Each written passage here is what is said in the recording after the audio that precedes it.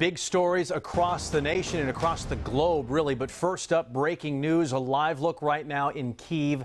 Sources are telling Fox News that explosions are being reported happening now in the country. The entire nation is under a state of emergency after Russian President Vladimir Putin announced on state TV what he called a special military operation in Ukraine. He also warned other countries that any attempts to interfere would lead to, quote, consequences they have never seen.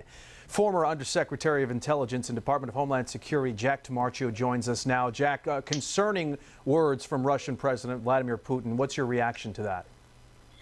Well, I unfortunately I'm not surprised.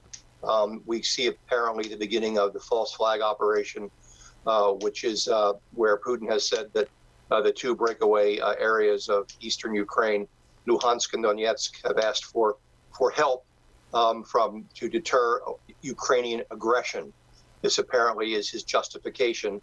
So now he has moved his troops into those areas, and apparently if these other reports of explosions around the country are in fact true, then I expect that those are probably operations done by special operations troops that have already been embedded in various parts of Ukraine at the beginning of this, to start this operation off.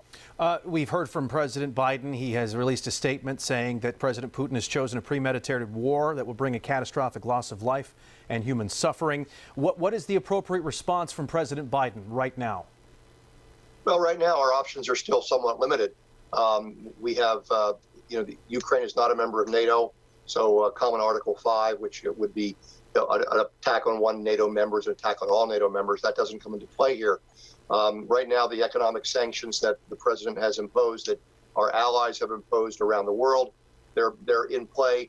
I would expect that they will find ways to kind of jack up those economic sanctions. There'll be more serious sanctions coming down the line. We'll probably see that probably in the next 48 hours.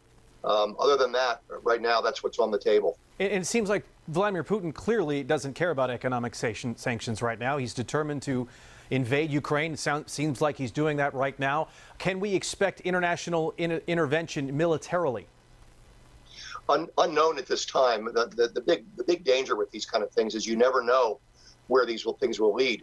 Nobody expects to start a war and actually get involved in the bad consequences of a war. For example, the Japanese didn't expect when they attacked Pearl Harbor that we would get into World War II. They thought we would simply say, okay, the Pacific is yours.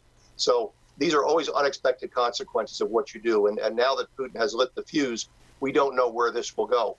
Again, I don't see immediate military action by NATO or by the United States, but you just don't know which direction these kind of things are going to go. That's what's so dangerous. De-escalation would seem to be the key right now. Just how do you get Russia to back off?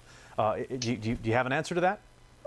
No, I do not. No. Right now, the Russians have made a calculation. Putin's made a calculation that whatever economic pain is going to be imposed upon him by the West is something that he can endure, certainly for the short term. Maybe he wants to establish a beachhead, get a certain amount of geography and real estate under his control, and then he'll fall back and use that as a negotiating position now that he's solidified his geographical point in Ukraine. We just don't know what's in his mind. And that's what's been so difficult for Western intelligence to try and divine at this point. No doubt about it. Diplomacy is difficult right now. All right, Jack DeMarcio, thank you very much. More to come on this. We'll be right back.